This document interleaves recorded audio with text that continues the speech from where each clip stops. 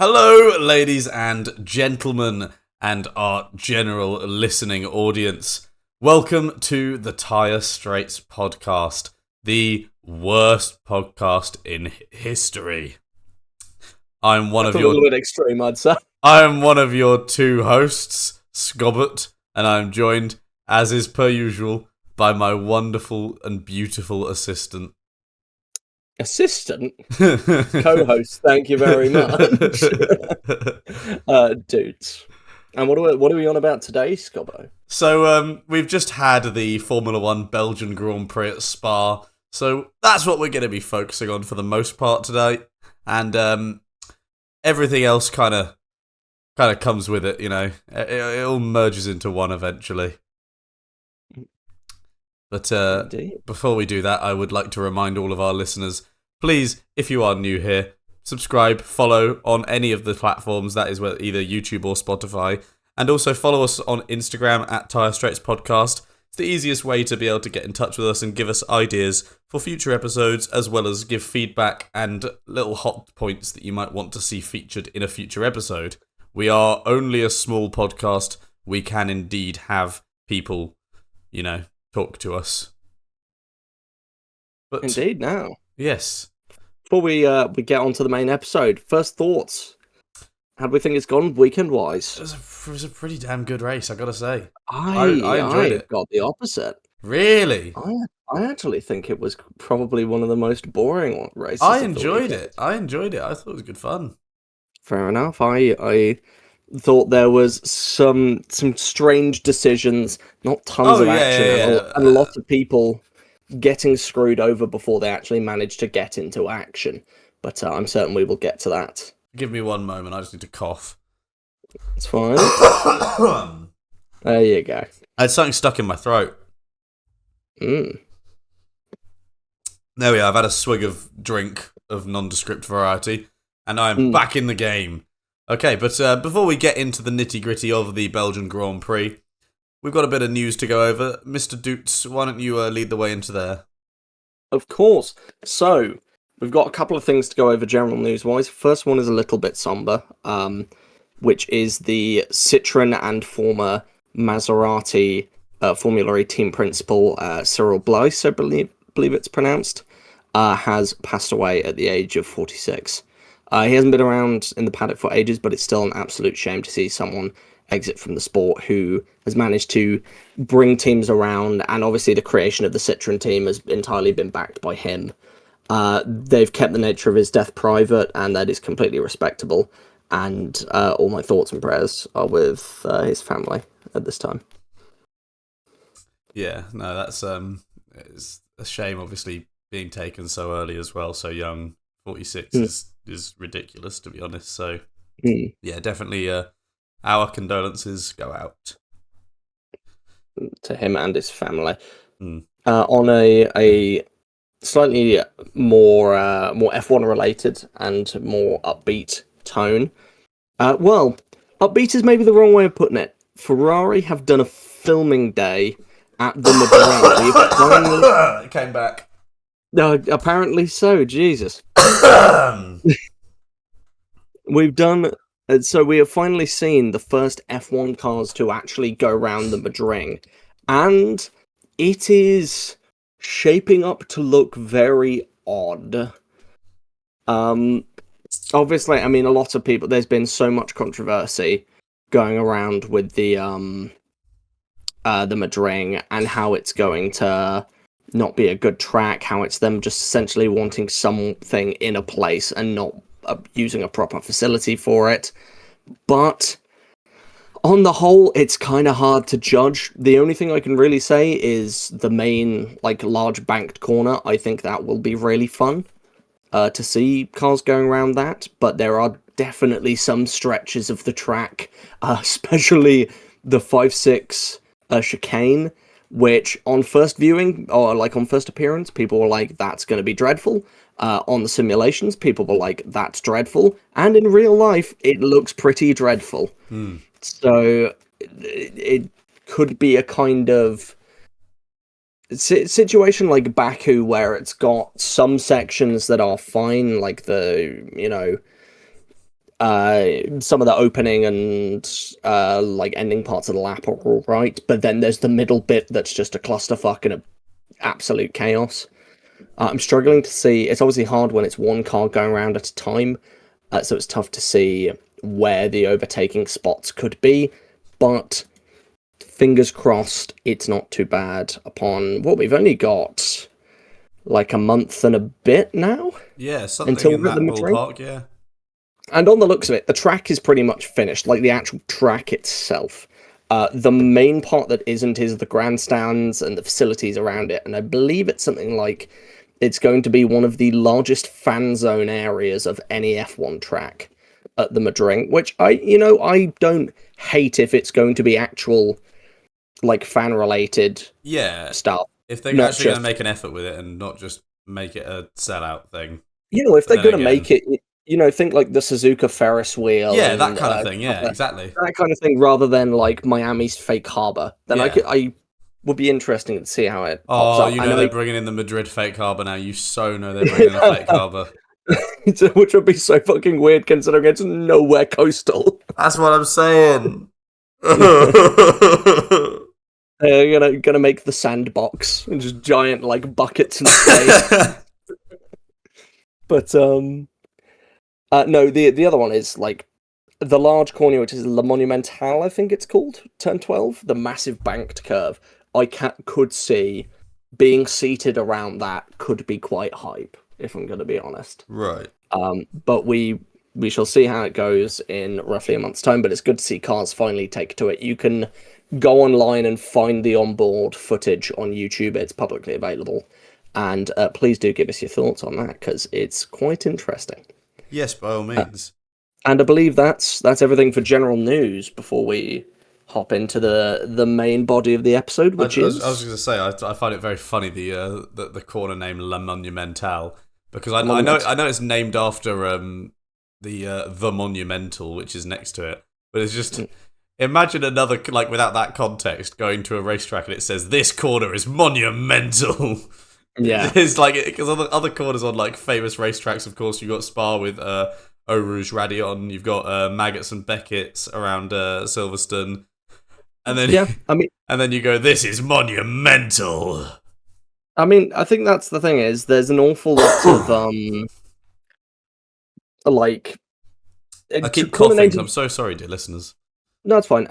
Corner names are like generally named after what's nearby. I mean, they've possibly changed the name of La Monumentale. It might be something else now, but that's what I swear I remember that's what it's called. Interesting. But most of the time the corners are named after stuff that's nearby. And I know that they do have some that are named after, like... Silverstone naming one of their corners Maggots with that logic. But it's like local roads and stuff like that. So, it's up and down. I don't think it's too bad. And especially, like, there's some tracks... It's not a problem at all. I just think it's vaguely amusing. The mental image that's conjured up of the Monumental. Yeah, but then again, we all absolutely laud 130R, and that's literally just the corner turn radius, roughly. So it's not like... Yeah, it's not too big a deal. But anyway, yes, as you were saying, we've just concluded the Formula 1 Belgian Grand Prix weekend in Spa. Obviously, next weekend we've got Hungary, and we'll get to that later.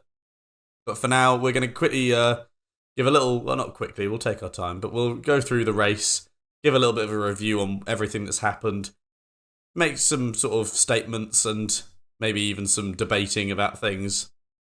And then everyone will be happy, and everyone's their intellects will be well fed with nourishing information from our podcast. So, Mr. Doots, would you mind just giving us a rundown of the results from the qualifying on Saturday? Of course. Now, qualifying on Saturday, there was generally, actually for a good chunk of it, Lando Norris led and was one of the fastest drivers, but ended up losing out in Q3, plus having a massive grid penalty, which knocked him down, leaving Kimi Antonelli on pole with Verstappen lining up second. showing the improvement of either setup or upgrade packages for the Red Bull, mainly because one of the things they didn't bring to this weekend was the Macarena wing that they'd kind of, I don't want to say like stolen from Ferrari, but definitely took the concept and created their own version after Ferraris. But other than that, everything else fairly on par qualifying wise with all the top team drivers. Apart from Bortoletto getting in, just quite good over Liam Lawson, but it was incredibly fine margins. It looked like it was a relatively close run thing, and that's what we want in a qualifying session, isn't it? Yes, however, we do need to mention, or at least I want to mention, a particular team and their inherent lack of pace. Obviously, Spa has been around for ages, since basically the start of the championship. And as such, you can trace back lap times an awful long way. And the Aston Martin, during qualifying, set a lap that is slower, 3 seconds slower nearly, than Ayrton Senna's time in, was it 93 or 91? No, 91 I want to say it was. 91. The McLaren was at least good that year. Yeah. And it's just looking at the times as well. Lance Stroll in P22 was nearly a full 6 seconds off of Kimi Antonelli's pole lap time. I mean, think about it this way. Alonso was just over 2 full seconds off the Cadillac, which was the position above him. Yeah, exactly. Like, the difference between 20th and 21st was 2 whole seconds, and then the difference between 20th and 19th was like a tenth and a half. Yeah, no, the gulf is massive between, like, it's just crazy to think how Aston Martin came into this season with a lot of hope, and to be quite honest, a lot of hype as well. And they really haven't had enjoyed the benefit of it at all. If anything, it's just been a huge letdown where they've built up all this hype, and then not delivered on it. People, including myself, are disappointed. Because incredibly sad. This is supposed to be our year. It was supposed to be the year of Honda coming back as a full work, having created some of the best and some of the worst engines in the sport. And they decided to do the latter. Adrian Newey leading it, Alonso being there. I mean, we don't really care about Stroll. It's Stroll. Exists. But no, the other one I want to mention with this is obviously over this weekend we've had several other series racing, and the Aston Martin down the straights especially has been slower than the F2 cars, the F3 cars, and also the GT3 cars, which is absolutely mental to think. The fact that they've managed to create something so off the pace. It just does not get any better. No, it really doesn't seem so. But it's hopefully things turn around. And I think it was mentioned during the race, they have really good starts when they actually get off the line. It does seem like the engine has good torque output. Yeah, it's not like the race pace is horrendous to start off with. Like, they have good launch. It's just generally over a lap they are so much slower. 6 seconds on a push lap, which is ridiculous. But no, I think that's about all from quali, unless you've got anything else to mention. No, it's obviously the Aston Martin race pace continued in the actual race. Well, I mean, Stroll ended up retiring, but Alonso stayed out and ended up being 2 laps down, I believe. Yeah, it was 2 laps. It's a sad sight, and honestly, Aston Martin have stated that they're going to be bringing some engine upgrades after the summer break. Sorry, excuse me. Yeah, after the summer break, they're going to be bringing engine upgrades. But at this point, what is that going to even do? Because they brought upgrades. They brought upgrades a few races ago as well, and it hasn't changed where they're finishing. It hasn't changed their position. I realistically think all of their focus should be on testing and developing the car for next year. I know it is wild to be saying that at this point in the year. But wholeheartedly, I agree. but wholeheartedly, there's no way you're making inroads. Take the extra wind tunnel time from next year. They have no shot and this revel in it. season at doing much better than they already are. No. Unless that engine comes in and suddenly they're winning races, there is no shot. Like, they got a miracle 1 point because of a penalty. Yeah. Otherwise, they would be dead last in the standings. Like, it's kind of ridiculous. Yeah. But I say we move on from quali and the ribbing of Aston as much as you could go on for a while. Indeed. So with the actual race itself, let's just quickly review the results, if you wouldn't mind. Of course. So for the actual race, you had it won by Kimi Antonelli in his Mercedes. Absolutely faultless. You can't really comment on it. Charles Leclerc comes home P2 with Verstappen rounding out the podium. Another podium for him. Hamilton in 4th, which, decent on the whole. Piastri in 5th, with Hadjar coming in 6th. Norris 7th, but realistically should have been higher. We'll talk about that. Bortoletto in 8th. Good points for him and Audi. A good extra 4 to the tally. Arvid Lindblad managing to actually outperform Liam Lawson this weekend, which is quite a shock for how Lawson has been probably one of the best drivers of the season outside of the top 10, or outside of the top teams. And then Colapinto rounding off at the bottom with an additional 1 point, which, every little helps. I love Tesco. Anyway, yes. So let's get on to some of the meatier stuff, because to be honest, it's become a bit of a talking point of. I mean, this has always been a talking point as well. My introduction here is not very fair, but stewarding in this sport has always been a point of contention. Let's say, with some suggesting that there are stewards that are favouring certain drivers and are allowed to still be stewards. With the thought that bias can at all have a place in the sport is a bad thing. Tell me the amount of people whinging about Johnny Herbert. I was about to say Johnny Herbert being a steward is. I mean, given that he's made his biases rather clear. It is rather. But it's Johnny Herbert. But then again, no matter how good of a job he does as a steward, knowing that he has a genuine predetermined bias is something that you should never have in a decision like that. And obviously, being a steward, you're going to be a fan of Formula 1. It's hard to be impartial when you are a fan. You obviously will follow a certain driver or team. But I digress. That whole debate has come up again out of Spa because of, it was a tale of two Ferraris, really, where Lewis Hamilton got a penalty for the collision. Was it the collision with George Russell? It was a collision with George Russell. And then there was something else, wasn't there, as well?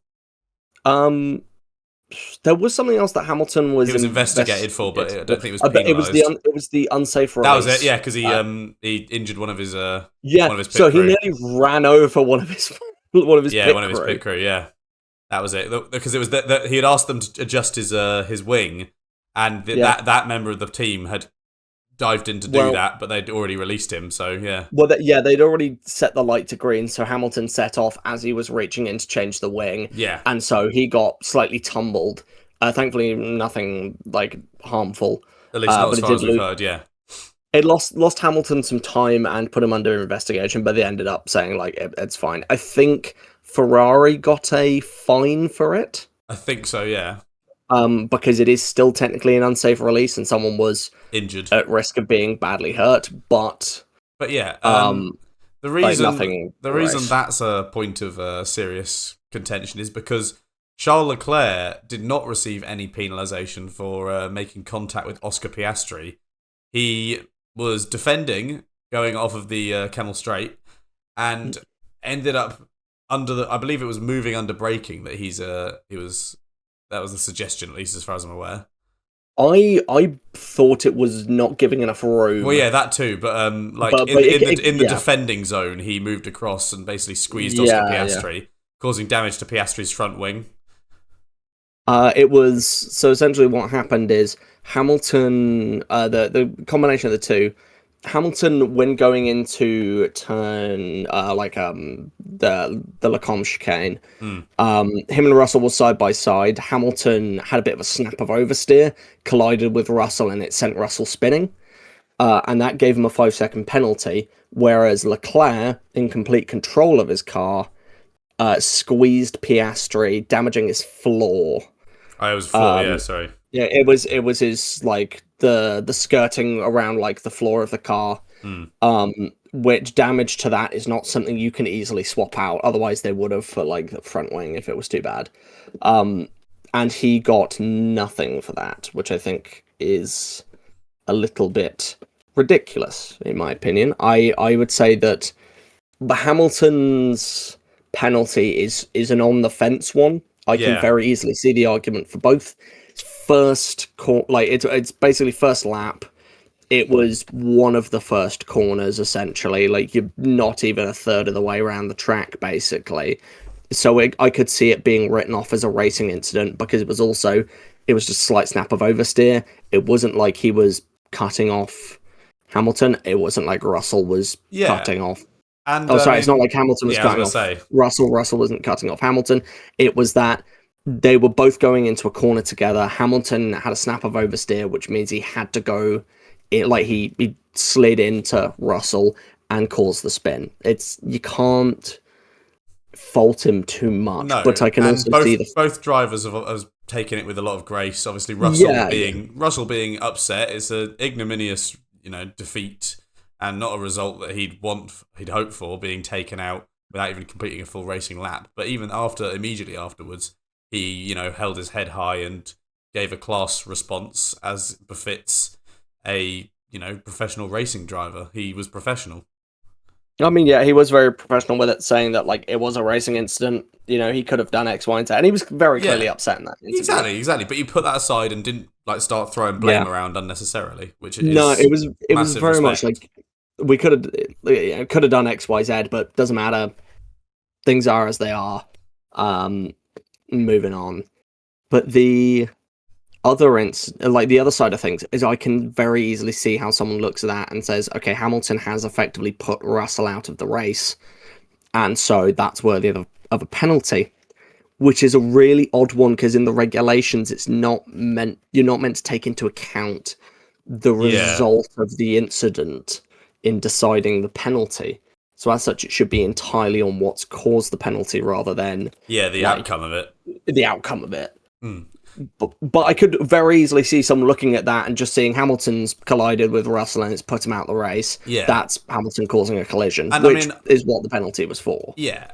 I can see how there would be people who would lobby for that, given that obviously Russell's championship hopes are, if anything, at this stage right now, dwindling. Not to say it's over, because it's not over until it's over. Let's get that straight. But it is genuinely, his chance and the points gap that is growing between him and Antonelli.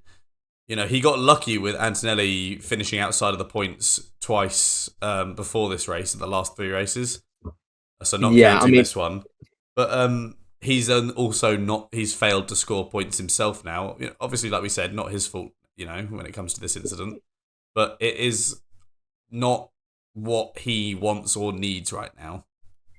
I was going to say, Russell's incredibly lucky at the fact that in both Catalonia and Silverstone, Antonelli was basically forced out of the points by things kind of out of his control, mainly.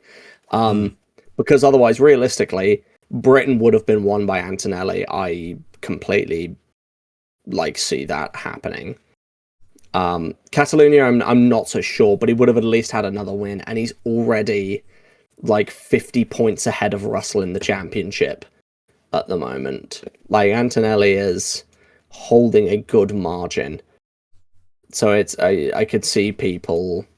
I can especially see how Russell would be so upset by it, because it's just another blow. When he while he didn't have the pace this weekend, he was definitely on for a better than being out of the race on lap 1. Yeah. For sure. Yeah. Especially when, realistically, he didn't have tons of fault in the incident. Yeah. But it's how things go. That's the nature of racing. It's Indeed. always the case where things go wrong, and you sometimes just have to accept that. These things can And that's happen. why, I mean, but the other incident that happened, being Leclerc and Piastri, I am a Leclerc fan through and through. I do not understand how that was not a penalty. Yeah. In the slightest. That was so blatantly squeezing Piastri in the braking zone, and that could have very easily put the both of them out of the race. Yeah, absolutely. And that is a case of, once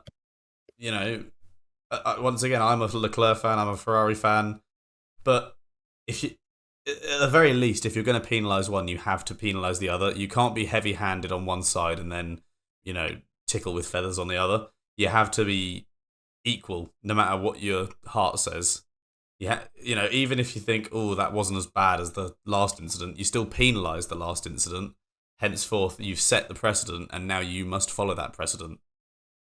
It's one of those that they're slightly different because they were two separate incidents. Yeah. I think is the thing. It's that essentially with the way like Leclerc had essentially moved under braking, so there's no way. Like it was so late of a move, so it almost essentially pushed Piastri so that he had to kind of go wide or face damage, and he kind of did neither and took a little bit of damage, but that could have very easily put them both out of the race. It could have pushed Piastri wide. It was just not really acceptable racing on the whole. No. However, they deemed it as not a penalty, and I think, combined with why Hamilton did get a penalty, I think it's because the stewards for this race have potentially looked more at the impact rather than the event. Yeah, and obviously, like we said, like we started with, that's obviously not what they're supposed to do. Not what you meant to do in regulation, but it is down to the steward's transgression in a lot of cases. Yeah. So, looking at that and thinking, well, Piastri has... And realistically, it didn't affect either of those races. I don't think Piastri was going to storm ahead and, take second from Leclerc. No. But it's still definitely put a damper on his race that he's had this floor damage the whole time, and we don't know how much it was affecting him. But considering how quick Norris was, you never know. There's always the chance. He had some good pace. Yeah. But no, I think those penalties were a very odd decision. And another one from the stewarding side of things, so I want to shuffle over to, is the VSCs. Yes. That happens during the race. We had several VSCs, which were for stewards on track, but I'm kind of annoyed that we never, certainly not on the British broadcast, we never learned what those stewards were on track for. I believe the inference was at least after the Leclerc Piastri incident that there was debris. But that's the only one that I think there's any sort of inkling towards. After the Leclerc Piastri incident, it was debris, but there was a second VSC. From memory, I don't believe they showed ever what that was for, or if there was an incident that caused it. No. And so it's just kind of an odd call, because the other thing is those VSCs really impacted the race so much for how drivers have managed to jump forward. I mean, Hadjar, I want to speak about for this, managing to go from 21st to 6th entirely because the VSCs that went on during the race allowed him to jump forward, and the safety car at the start allowed him to dive into the pits and change onto the medium, then change back off to the hard, so he just didn't have to pit again. Yeah.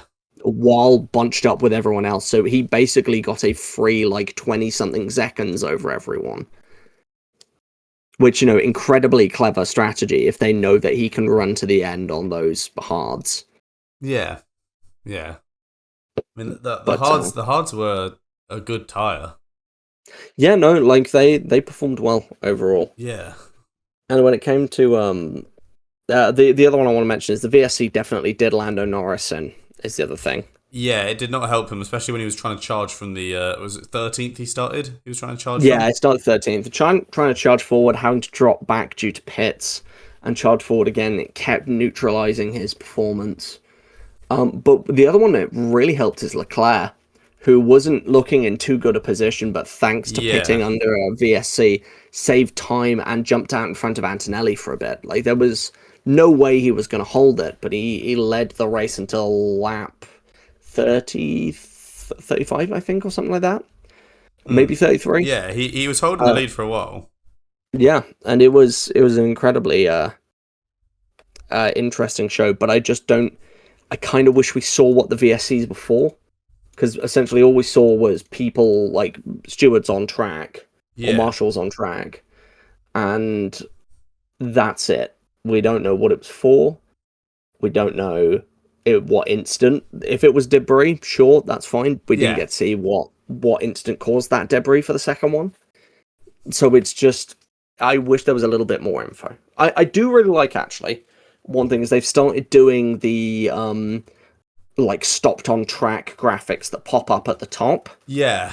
That is something that I believe has been lifted because for those who do not know MotoGP, Liberty Media, who currently own the broadcasting rights for Formula One, they have bought out for MotoGP as well. And one of the things MotoGP has had for a while is if someone crashes or like there's yellow or someone's come off the bike or whatever, it will pop up at the top as like this driver crash and have like the number and whatnot. And that's something that they've now kind of started doing in F1, and I really like it. I do not care if it's directly lifted. I think it is very cool and really handy, because it means that even if they don't show what's causing the yellow flag, you have a little pop-up at the top that tells you Esteban Ocon in the gravel. You know, stuff like that, which I think is nice. But that's pretty cool. I didn't know that. I didn't notice. I guess I was just oblivious. They only really showed up for the start. Yeah, with Russell. When we had the Russell incident and also Ocon going out. Oh yes, of course. I missed that actually when that actually happened. So I was watching around family's house and I was having food. No, very fair. They had the opening. It was on the opening lap. He collided with someone slightly. Oh right. Which caused him like damage, so he was steering really off. Then collided with Behrman again, and because of the lack of steering, just ran straight into the gravel. I believe he managed to pull it out, and he kept going, but he pulled it out of the gravel. And it was quite a rough race. I mean, I'll happily talk about this now. Actually, yeah, go on. This was another pretty rough race from Ocon, and I think it's kind of beginning to run out of things to defend him on. The writing is rather on the wall. Performance-wise, obviously we've talked plenty in previous episodes about the rumours of his replacement, but usually there's, drivers get replaced even if they're performing really damn well. Like, that's fine, stuff happens. But he's beginning to not be showing anything, and it's not even that, the Haas isn't particularly great. It's more the fact that like he's being consistently outperformed by Behrman, like his younger teammate. Yeah. So it's not. And while I don't think he's the worst driver on the grid, I definitely think there is at least one that needs to go first. I think that his time has possibly come to an end to let new blood come through, as I think clearing out some of the okay drivers that are, not doing bad, but they're not doing anything crazy at the moment, to make way for new talent is something that needs to happen in a sport that's only got 22 seats. Or, I don't know, maybe, add another team, maybe? That I don't see being a big issue, because obviously, racetracks across the world are they don't just exist for the benefit of Formula One, but in doing so, they have provision for several more than 11 teams on the grid. You know, when it comes to the pit lane, all of these things, they have the provisions, they have the space for more than 11 teams. And also, 11 teams just doesn't sound right, you know. I think it needs to be a nice even number, and I think 12 is a good evening number. Well, if my knowledge serves me right, every single Formula One track is built to at least hold 24 cars. Yeah, exactly. Like, even at the bare, like, minimum of what they can possibly physically hold, they're built to hold 24 cars. Yeah. So that's fine. Like, that's no problem at all. And I think it'd be good because we are seeing an issue, and I know this is a little bit off topic from the Belgian Grand Prix, but we're seeing a problem where we've got a lot of okay drivers, but they're not really doing tons. Yeah. Whereas we're having lots of talented young drivers that are kind of falling to the wayside because if they're not wiping the floor, then no one is going to be taking them for risk of, you know, what if they're not as good in F1? And I think that's a shame because, you know, it's been especially bad recently because from 2022 through to pretty much last year, or until like last year happened, we had a huge wave of like really good juniors from F2 who just have gone nowhere because there's been no space. It's like, you know, I had Porsche, and you've had Crawford, and you've had Drugovich. I'll say Drugovich. You've had Martins. You've had Paul Aaron. You've had... So maybe even... I don't even know if Luke Browning's still in F2. He might be taking... He's a Super Formula, I'm pretty sure now. Yeah, Super Formula. Stuff like that. Like, you've got all these fantastic drivers. I mean, Fornaroli, but they are trying to get him in at least. They are at least making an effort, yeah. Yeah, it's like there's a certain amount of... Oh, and Frederick Vesti, of course. Yeah.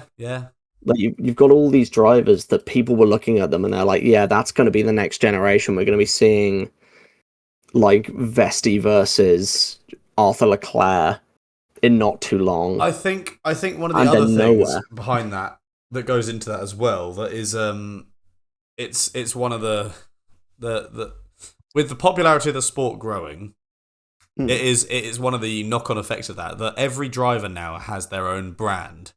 They have every driver has like they have their own logos, they have their own merchandise.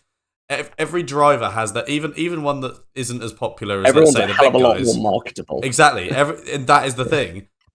Not only it sucks to say from a motorsport purist's like point of view, but not only do they have to consider the ability of a driver, they also have to consider their marketability and the money that can be made off of them. That's an unfortunate truth. I mean, that's why James Hunt was nearly not hired by McLaren, because he was not very marketable. And it's why Zhou Guanyu was hired, is because of the Chinese sponsorship money. Exactly. Why Colapinto is as much as Colapinto is not a bad driver, I would not say that, but I would say that one of the big reasons for his staying power is sponsorship from South America. I mean, there's some people say that the only reason Perez is still around is because of the Mexican audience he brings in. Oh, absolutely, for sure, because Perez is incredibly well funded. Yeah. But you could also argue he's also incredibly well tenured, and for a team like Cadillac, he is, and that's why I don't entirely buy into that whole thing myself. I mean, I can see the point, but I don't necessarily wholeheartedly agree with it. No, I'd say if Cadillac weren't a brand new team, then I don't think Perez would still be around on the grid. Yeah. But they needed experience, and they had someone with experience. Exactly, and I think they've... We don't see it week in, week out, obviously, with Cadillac being where they are, but I think they are feeling the benefit of having that experience as well. I mean, I think that even Cadillac in general have made inroads forwards, because absolutely. No, I agree. I mean, looking at qualifying times from this race weekend, yes, they are still at the back ahead of the Astons, but speaking of a man, not in good luck, Valtteri Bottas, and I don't mean Bottas, I mean the guy that he was just behind. Ocon was only 22 seconds ahead of Bottas in qualifying. Or no, 22 seconds? 22 hundredths. 22 thousandths. It's 22 thousandths ahead of Bottas, which in a Haas that has generally been performing better and is not a brand new car, and both are running on Ferrari engines. It's a little... What? Hundredths. No, it'd be thousandths. No, you have 3 digits, you have tenths, hundredths, and thousandths. Yes, but if it's 22 hundredths, that would be 2.2 tenths. No. Yes. No. Yes. Yeah. Oh no, 200. Sorry, yeah, you're right. Yeah, exactly. It'd be 200. Yes, I'm such a fat fucking chud. I said it weirdly, but I was correct when I corrected myself. I can't do maths. Oh, I'm such a chud. Regardless, we've gotten a little bit off topic, but finish the Belgian Grand Prix segment. You can't let that lie. I'm trying to get to it. Ocon was having a bit of a stinker. However, I think one of the things that needs to be discussed is Lando Norris for this weekend, and this is actually such a flip on the head in the fact that Norris has probably had a better weekend performance-wise than most of his World Championship season. Yeah. He has outdriven that car to shit in quali. He has had to be forced to be stuck far back in the pack, managed to climb up and start to overtake in really clean fashion, only to be done in by a slow pit stop that was completely out of his control. Everything that has been under his control in this race weekend, he has done fantastically. And if he had not, if he didn't have that penalty, or even if it was just a 5 place penalty, he would almost certain, I'd guarantee, be on the podium. He would have taken that spot from either Verstappen or Leclerc. There's no way he's beaten Antonelli, but one or the other. And it's such a shame. And he lost out so bad because of the combination of poor pit stop timing and all of his team completely it was struggling with the back left, I think it was, that they were struggling to fit that on. And as such, he had a hefty stop, which dropped him down and meant he couldn't even overtake Hajar in the end. Which, speaking of, I just want to say, absolute props to Hajar. I know he was definitely helped. Oh, yeah, massive. I think I mentioned this earlier. I know he was helped by the pit strategy and the safety cars, but, 21st to 6th, that's good recovery. That's good recovery for a Red Bull driver, Yeah, huge. Yeah. And also props to Leclerc, quote unquote, for managing to hold up front, and Verstappen for just having decent pace until the last chunk of the race. Yeah. Ending up being, I think he was 9 seconds off Leclerc. Antonelli and Leclerc were the only two out front with any sort of pace. Yeah. But regardless, it was in my opinion, quite a dull race. I thought that there was an awful lot of... all the overtakes kind of just happened at one spot and one spot only. And they're basically this racing generation's equivalent of a DRS pass. Yeah. Which was, we burn all our battery going up into Eau-Rouge and Radion and then overtake on the Kemmel Straight and try and let it stick at Lecombe. And that's it. The rest of the lap is nothing happens. Nothing ever happens. Which actually makes me want to ask thoughts on Spa forward future as an F1 track, performance wise. I'm not talking iconicism. No, I know. I'm talking about, but I'm still gutted because whether the race is good or not, just the spectacle of the cars on that track, regardless of how iconic it is or not, it has the most famous corner complex in motorsports history, I would argue. There are obviously some other famous ones, but Eau Rouge Radion is the one that people think of immediately when they think of a corner, in racing. It is one of the greatest corner complexes there ever will be. And that alone, it's sad to think that we're not going to have that every season now, after having been such a staple on the F1 calendar for most years. It's only been like a couple times where it was Zolder, and another when it was... there was one year where it was I can't remember what it's called. the circuit Nivelle. That's it, Nivelle, yeah. Yeah, exactly. It's rare that Spa has not been on the calendar, and there's always at least been a Belgian Grand Prix before. And aside from Nivelle, Zolder is a track I quite like as well. So there's always been a decent race in Belgium, no matter what. Very brief history lesson. So Zolder is an actual track. Nivelle was designed basically after all the safety concerns came out about motorsport during, I believe it was 70s. And I could be wrong on the decade, and they built this as a completely safe racetrack, but it led to the fact that it had no good racing spectacle. Spectators were so far away that they couldn't actually see anything, and no one liked it. So it was only there for like a year or two before swapping back to Spa or Zolder. Yeah, so regardless, Spa is an amazing racing circuit. It's also great in other series, obviously, but in Formula 1, it just has that spectacle. When I think of F1 cars doing F1 car things, I think of them doing that on Spa. Spa is a track where no matter how shit the cars are, they always look nimble. Spa, I'm beginning to feel that it's... we did have some better racing this year than last year. Yeah. I'll give it that. But Spa is almost beginning to fit into the Monaco slot for me. No. As well. Nowhere near as bad, but the fact that before this year, all of the recent races at Spa have had no action. They've not been particularly great. Not in the 2020s at least. They've just kind of been nothing. I'm finding a replacement co-host.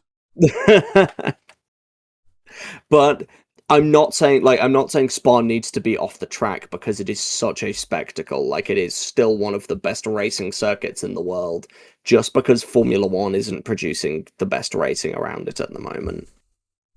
It is still phenomenal. It's still such a spectacle, and it is a shame. It's a shame to see it rotate, but thankfully we do have it next year. We do at least. We've got one more year before a break. And I think I don't think my heart will ever not be broken by it. It'll be sad, but in a way, I feel like it'll also make us appreciate it more. My only hope is that, obviously, because they're going on rotational contract for a bit, my hope is after the rotational contract, they either keep it like that or put it back on and don't remove it for, I don't know, the Rwandan Grand Prix or something. I miss Spa already, and it's not even gone yet. Well, it has. You lost it for a year. It'll be back next year. I love Spa so much. I love Spa. See, it's so. The second they try getting rid of Interlagos, that's when I riot. Oh, so that's where you draw the fucking line. Okay. That is where I draw the fucking line. I do agree, to be fair. Sorry. Interlagos is the best. Interlagos is the best track on the calendar. It's quality year in, year out. It is the best track on the calendar. Yeah. But no, I believe that's everything for the actual F1 Belgian Grand Prix. Yes, indeed. Is there anything else you want to say? Spa, I'm going to miss you when you're gone. Well, thankfully, you still got one more year. Indeed, I do. But and they're not. It's not gone. It's just going on break. Before we, I've heard that plenty of times before. Fuck's sake. So anyway, that concludes that. Would you like to take us through the junior formulas real quick before we get to the rest of things? So the feeder series, F2. It was an absolute Invictus sweep, with Dirksen taking home the sprint win for Paraguay, and Kamara bringing home a feature win. In the sprint race, there was a massive spin from Bennett and a pretty decent last lap kind of fight in the mid-pack, but it wasn't too crazy a sprint on the whole.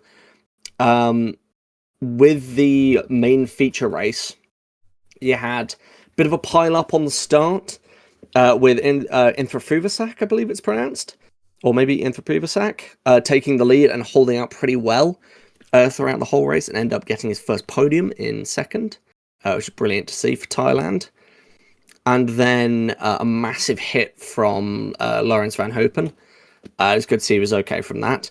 And then Nicholas Solov, after having such a good season so far, had an absolute stinker for most of this race and just kept dropping back. And after his pit, he ended up 16th, but thankfully somehow managed to climb and scramble all his way up to P5, which ended up being promoted to P3 after penalties for, I think it was Dunn and... might have been Noel Leon, but I could be wrong on that.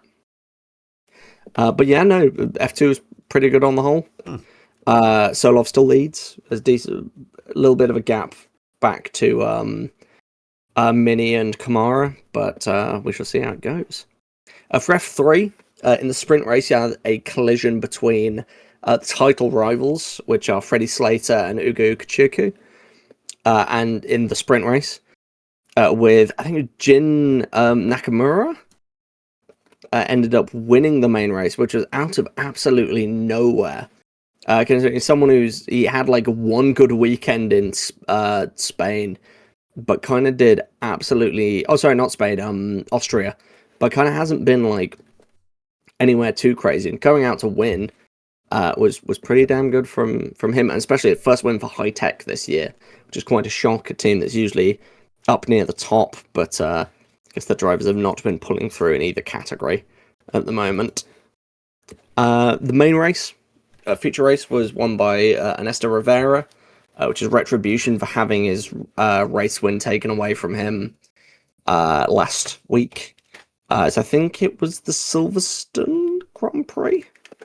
It was either the Silverstone main race or sprint that he'd won, and then it got post-race penalty. It took it away from him. So good to see him actually finally back on top. And with Slater in P3 and Ukachukwu out of the points for that race, the gap at the top is close to just 1 point between the two of them.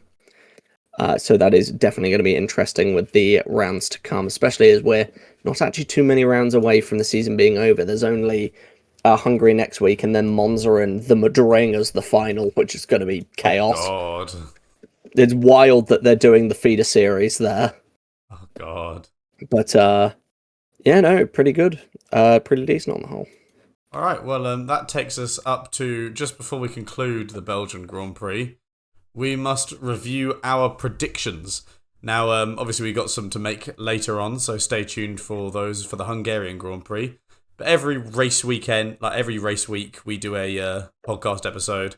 We do include predictions for the coming race, and we do 4 predictions each, those being who we think is going to be the race winner, who we think is going to be the race binner, so who bins it out or that has a bad race, whatever, who we think is going to be flop of the tops, aka worst from the top teams, and then we have our wildcard prediction. So, from the Belgian Grand Prix, Doots, who did you put down as race winner? Well, for a race winner, I said George Russell was going to win the race. And that ended at about turn 5. Yes. When he got put into the gravel by Hamilton. Now, admittedly, also I was incorrect, but I will argue that I was closer, because I said Charles Leclerc would go back-to-back after winning in Silverstone. He would win in Spa, and he, of course, did not. I'd like to argue that he could have won, but Antonelli was in such control of this race that nobody was going to beat him unless he had another Silverstone sort of esque mechanical issue of some variety. Leclerc ran aside from the issue with Piastri, that collision that he should have been penalised for, Leclerc ran a great race. When it came to actually the driving side of things, he was running well. He just didn't have anything to challenge Antonelli with. Yeah, no, very fair. I mean, it was something like With 11 laps to go, Antonelli was like 3 seconds behind in it, or like 2 Yeah. seconds. I was like, there's no way he's defending for that whole time. Like, no chance against that Mercedes. It's just too good with Antonelli. It is. It's a winning combination by far. Which is a shame because it means for race winning predictions, it's very boring because the easy option is just, Antonelli. Yeah. But we shall see as the season continues. Now for race winner, I went for Alex Albon, and I would like to say that I'd like to claim that one. Because he, down in 15th, yes, he ended up finishing ahead of his teammate, but he spent an awful lot of it behind Sainz. Yeah, has had such a nothing weekend. I won't contest that. Yeah. Also going out in Q1, where his teammate made it through. I'd like to claim that myself. Yes, from the whole weekend, yes, Alex Albon was race winner material. Unfortunately for me, Franco Colapinto was not. In fact, he ended up getting points. Well, a point in P10, and he beat his teammate. And I can't really argue with that. He did not bin at all. Also, absolutely, completely forgot to mention his double overtake. Oh my god! I was about to get to that. It's like as I watched that happen live, I was like, "Oh!" The first thing I thought of was my prediction is off. Yeah, like it was such a you see that kind of move. I mean, even Albon's done stuff like that before. You never see it. Yeah. Yeah, you see some insane double overtakes, but that's a mark of at least a decent driver. It's something wild like that. Oh. Yeah. But yeah. And then for that, we now move on to the flop of the tops, which we both went for the same one. And who did we go for, Scott? We went for Lando Norris.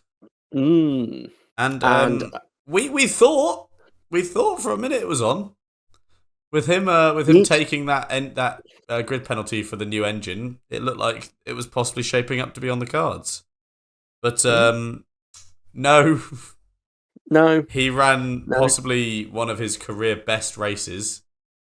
Like we said, it did kind of slip under the radar a little bit, but it is one of his best performances to date. And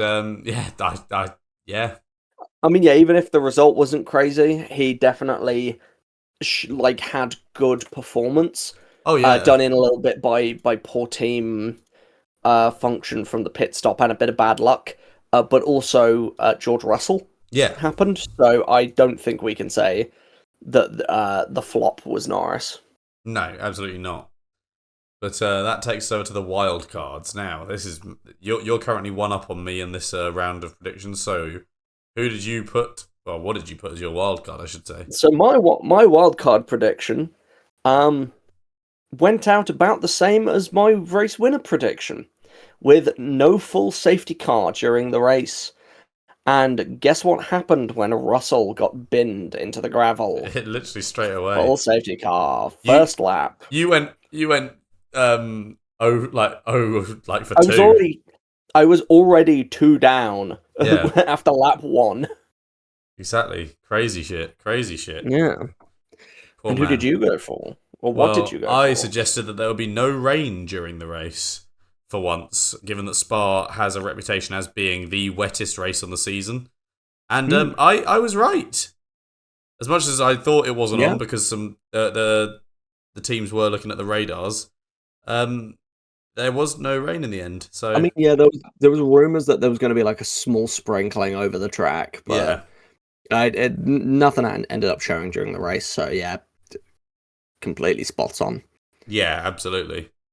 So that's one for me and one for you with Albon and Race Spinner. So we are neck and neck still. Yes, we are at, if I check real quick, we're at 10.5 to 10.5. Yes. For those who don't know, we are doing a championship between our predictions, and whoever has the most correct at the end of the season will get a prize of some variety from the other. So stay tuned for that. And of course, we'll be making our predictions for the Hungarian Grand Prix in just a moment. But first, we must discuss what has been happening elsewhere in the world of motorsports. And I'll be kicking us off there with the Window World 450, aka NASCAR Cup Series. Back for points, for championship points at North Wilkesboro. Fantastic. And Joey Logano was race winner. He's not really been a factor all season, struggling quite a bit, and getting, when it comes to comparisons with teammates, he's been decimated by Ryan Blaney in Penske, his teammate in Penske.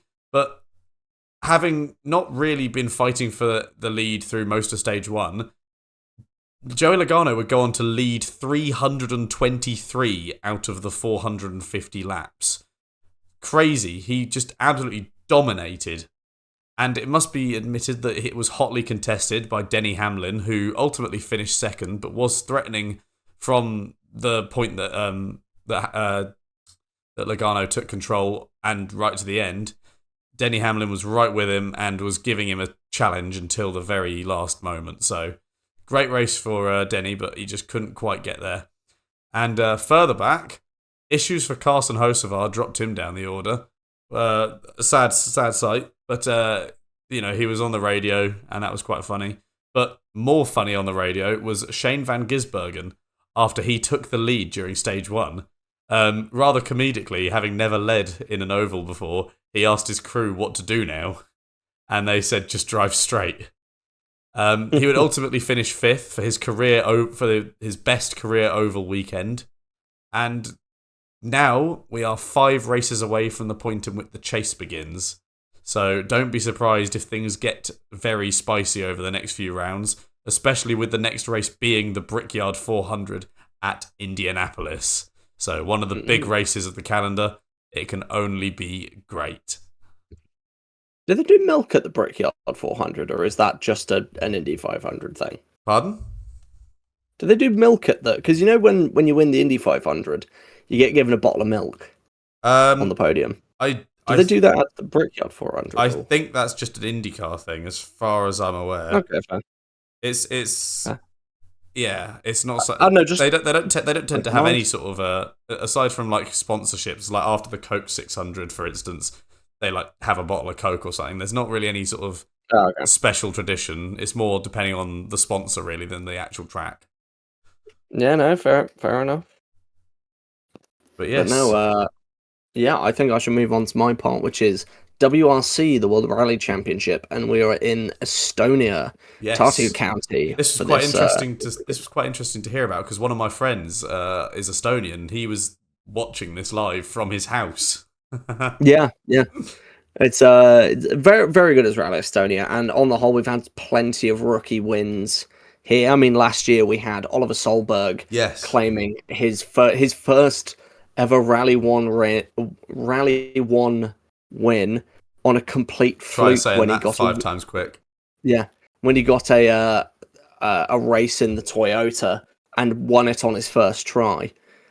But for this race, instead, it was Sami Pajare who managed to take the lead after a 14-second lead on Friday, built it to 25 seconds going into the Sunday, allowing him to grab his first victory in an absolute dominant fashion. However, Solberg was close behind. I believe he ended up finishing ahead of everyone else, with Adrian Fourmeau actually managing to get the third place. A pretty good showing on the whole from the Hyundai. And we had, once again, another incident from Josh McCurlin, putting him far back. He's such an odd one to think about, because in the Ford team, Ford are definitely the worst of the Rally 1 teams, but the fact that he performs decent and then always has some stupid incident that puts him back to like in the mid 30s or 40s in the total rally standings. It's always such a shame. But no, good rally on the whole, and I'll be looking forward to seeing how it plays out. I believe Elvin Evans is still on top, with Takamoto Katsuta in second, and then Pajare has now climbed up to third in the championship. So no matter what's going to happen, I'm dead certain a Toyota is going to win it. We'll just have to see who. Yeah. And then a final tiny bit for the Music City GP for IndyCar. Yes. So due to bad weather, I believe it was thunderstorms, because that's usually what puts off events in the States. But the race has been moved from the Sunday to today, where we record on a Monday usually, and it just so happened to be delayed, so that the fact that it is actually only finished while we've been recording this. So I've quickly gotten a few notes, but we have not actually watched it, I'm afraid. So if you're looking for more in depth on the IndyCar at Nashville, I would say probably go watch the highlights or something like that for any more in depth than very surface level. Essentially, Alex Palou ended up winning, followed by Joseph Newgarden in second and David Malukas in third, which absolutely insane considering Malukas finished last. And then absolute shout out to Mick Schumacher for managing to finish P8, which is his highest finish in IndyCar, I believe, so far. Yeah, and that is everything from the other series. He needed that after obviously having a bit of an interesting season thus far. Yeah, it's not had a great season so far, but yeah, very much needed. Yeah. But yes, that takes us to the end of the other series, at least ones that we watch. So definitely interesting coming up over the next week. So stay tuned with other racing series, and of course try to, if you sound like the sound of anything that we mention every week, then by all means we couldn't, between the two of us, recommend more that you check out any of them. But now that's all that's left to be done is for us to make our predictions for the Hungarian Grand Prix this weekend. Now, would you like to start us off? Yes, I shall. I think the race winner at the Hungarian Grand Prix, I was going to go Antonelli, but I've decided to be a little bit more interesting and go for the only other driver I think could possibly win it, and that is Max Verstappen. After having podiums at the previous two races, I think he is in decent form at the moment, and the fact that it wasn't previous two races because he went out at Great Britain. Yeah, it was Austria and Belgium, but he was in good position in Britain as well. And I could very easily see around Hungary that Antonelli has some kind of technical failure and Verstappen just happens to be out in front and takes the win. Fair enough. And for you? For me, I have gone for Kimi Antonelli. I know it's kind of the basic bitch answer, but at the same time, I really can't justify putting anyone else after the form that Antonelli has been on lately. I just cannot find it in my soul to suggest that he is going to, aside from obviously with mechanical issues, I can't see him losing right now. So that is the be all and end all there for me. But take us to your race binner, sir. No, it's very, very fair for Antonelli. He is performing so well at the moment. Yeah. For race binner, I have gone for Gabriel Bortoleto. After the pretty damn good race weekend he's had here at Spa, very good. I think Hungary will be back to not so great for Audi and dropping further back. I'm not quite sure to what degree, but I'm expecting at least a decently low position from him, maybe even being beaten by Hülkenberg. Interesting. Well, I have gone for Lance Stroll. Now, we discussed this prior. This is not just Lance Stroll comes last, oh, would you look at that? This is done on the prerequisite that Stroll is worse than you would expect him to be. We adjust per, if we said the Williams has a bad weekend, it has to require one of them to do something bad or for them to have mechanical issues, yada yada yada. The point is, my prediction of Stroll being race binner is based on the prerequisite that he has to actually do something or have mechanical issues that result in a complete DNF from the race. He has to do something monumentally bad. Yeah, rather than just coming last because we know he's going to. So basically, that's what I just wanted to get out of the way quickly. But I have a nagging feeling that Lance Stroll, it might just be being at the back for so long, but Lance Stroll he's gone under the radar for long enough. And I think he's long overdue a big moment of stupidity. And I think that'll be the moment that awakens rocket-powered Mohawk from whatever slumber he's in right now. So I think for the sake of all humanity, we'd love to see that. Yeah. No, very fair. And then flop of the tops, who have you gone for? I've gone for George Russell. Now, this is not just me trying to jump on a... Yeah. No, it's not what I did last time. But it's just me jumping on a bandwagon a little bit. I just think that his confidence has taken quite a knock. And it's not necessarily... It doesn't even necessarily require having some sort of incident, but just having another race where he's just nowhere. Like, for instance... Oh, God, where was it? Brain died. It's nearly midnight. Brain has died. But I digress. Just having another bad weekend where he's just nowhere, or of course having an accident, having a crash, having a mechanical failure. It's just he's not on a good run right now, and I can see that continuing rather than getting better, at least not immediately. Yeah, no, very fair. All right, I have gone for Lewis Hamilton. This is entirely vibes. Like, he's not been performing badly or anything. I just think something's going to happen. Whether it's a Ferrari strategy fumble or a technical failure. The Ferrari have been quite reliable so far, technical-wise. But I think something's going to go wrong that's going to put Hamilton out of the race. Or put him much further back than he would have liked. And the worst of the top teams, for sure. That's fair enough. But that leaves only our wildcard predictions. And for that, I have gone for both Cadillacs finishing the race. Now, this is you'd think this is not a significantly difficult one, but then you look at it.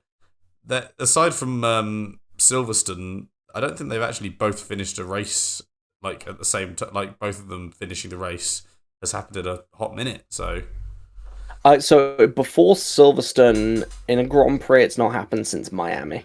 Yeah, so I think it's definitely something that could well happen. And Oh wait, no, actually, sorry, I'm completely mistaken. It was Silverstone and then again in Austria and then nothing until Miami. Yeah, okay. But yeah, that's my thinking is they've not really, been in luck when it comes to having both cars finishing on track. So I definitely can see just the one finishing, or perhaps even neither. So, yeah, that's what I'm thinking. That's where my thinking lies. If I'm wrong, I'm wrong. If I'm right, I'm right. Very fair. For me, I have gone for no Ferrari driver will be on the podium. I think that no matter what happens, neither of them is going to get on. Regardless of who ends up winning or who ends up taking those podium places, not my problem. I'm pretty sure Ferrari just aren't going to cut it this weekend around Hungaroring. Fair enough. But yeah, I believe that's it. That takes us to the end rather neatly. Do you have any closing remarks to state? This was one of the races of the year, I guess. It's not like it was particularly great. It's not like it was particularly bad. It's just been very nothing.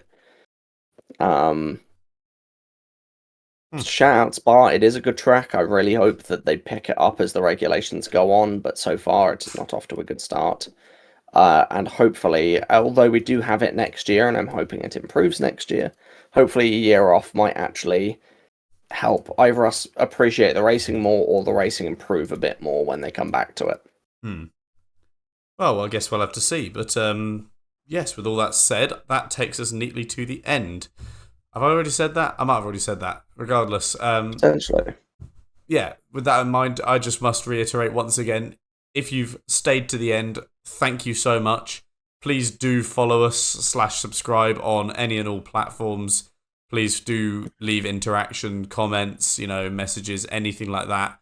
It helps us a lot and it helps us point ourselves in a direction that we need to be going in to get you guys all engaged. So, yeah, with that all being said, thank you very much, and it's goodbye from me. And goodbye from me.